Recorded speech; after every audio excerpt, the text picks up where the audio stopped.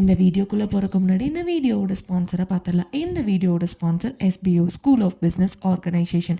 இவங்க என்ன பண்ணுறாங்க அப்படின்னா பார்ட் டைம் ஜாப் ப்ரொவைட் பண்ணிகிட்ருக்காங்க. இந்த பார்ட் டைம் ஜாப் மூலியமாக நம்மளால் ஒரு நாளைக்கு 300 வரைக்கும் ஏர்ன் பண்ண முடியுது.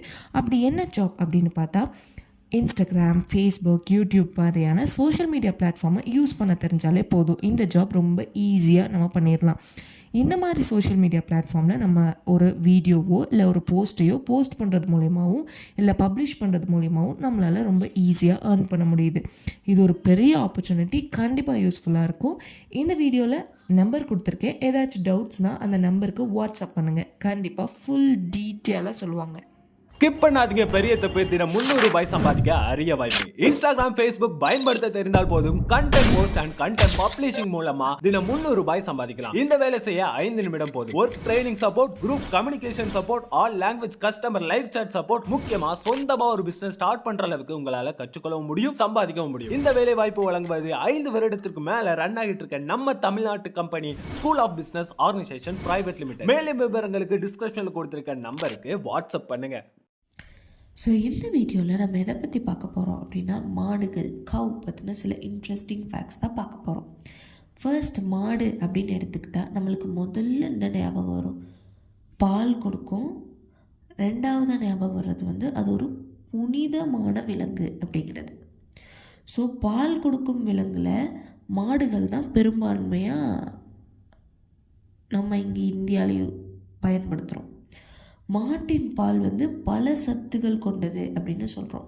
ஸோ இந்தியாவில் மேக்சிமம் மாட்டுப்பாலை யூஸ் பண்ணுறாங்க. பால், தயிர், வெண்ணெய், நெய், பன்னீர் போன்ற பல பொருட்கள் அந்த பாலில் இருந்து தயாரிக்கப்படுது. அதில் ரொம்ப சத்தும் நிறைய இருக்குது அந்த பாலில், நம்ம மாடு கொடுக்குற பாலில். நெக்ஸ்ட்டு, புனிதமான விலங்கு அப்படின்னு சொல்கிறோம். இந்திய பண்பாட்டில் மாடு புனிதமானதாக கருதப்படுது. கோமாதா அப்படின்னு சொல்கிறாங்க.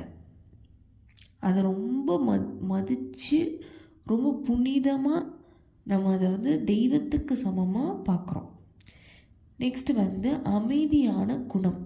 மாடுகள் பொதுவாக அமைதியான, தீங்கிழமையாக எதுவும் இல்லாத ஒரு விலங்கு.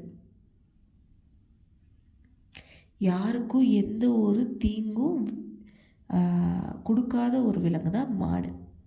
நெக்ஸ்ட்டு, சமூக வாழ்வு. மாடுகளும் கூட்டமாக தான் வாழ விரும்புமா. தனியாக இருந்தால் மன அழுத்தம் அதுக்கு அதிகமாகிடுமா. ஸோ மாடுகளும் இந்த மாதிரி ஒரு சமூகமாக கூடி வாழ்கிற ஒரு விலங்கு தான். நினைவாற்றல். மாடுகள் மனிதர்களின் முகத்தையும் குரலையும் நினைவில் வைத்துக்கும் அப்படின்னு சொல்கிறாங்க. அதோட நினைவாற்றல் திறன் ரொம்ப அதிகமாக இருக்குமா. நெக்ஸ்ட்டு, சுற்றுச்சூழல் பங்கு.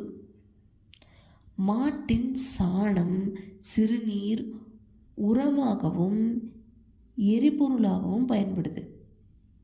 ஸோ மாடு அது கொடுக்குற எல்லாமே நம்ம யூஸ் பண்ணுறோம். அதோட சாணத்தை எரிபொருளாக யூஸ் பண்ணலாம், சாம்பிராணியாக யூஸ் பண்ணலாம், வாசனை திரவங்கள் யூஸ் பண்ணி அதை ஊதுபத்தியாக யூஸ் பண்ணலாம். அந்த மாதிரி நிறைய யூஸ் பண்ணலாம். நெக்ஸ்ட்டு, உணவு பழக்கம் எப்படி? மாடுகள் ஒரு ஹெர்பிவோரஸ், தாவர உண்ணி. ஓகே. ஸோ மாடுகள் சைவம் மட்டுமே சாப்பிடும். அப்படின்னா புல், வைக்கோல், கீரை போன்றவற்றை மட்டும்தான் சாப்பிடும். தாவரத்தை மட்டும்தான் சாப்பிடும். நெக்ஸ்ட்டு நாக்கு சிறப்பு. மாட்டின் நாக்கு நீளமாக இருக்கும் அப்படின்னு சொல்கிறாங்க. அது வலுவானதும் நெகிழ்வானதும் இருக்கும் அப்படின்னு சொல்கிறாங்க.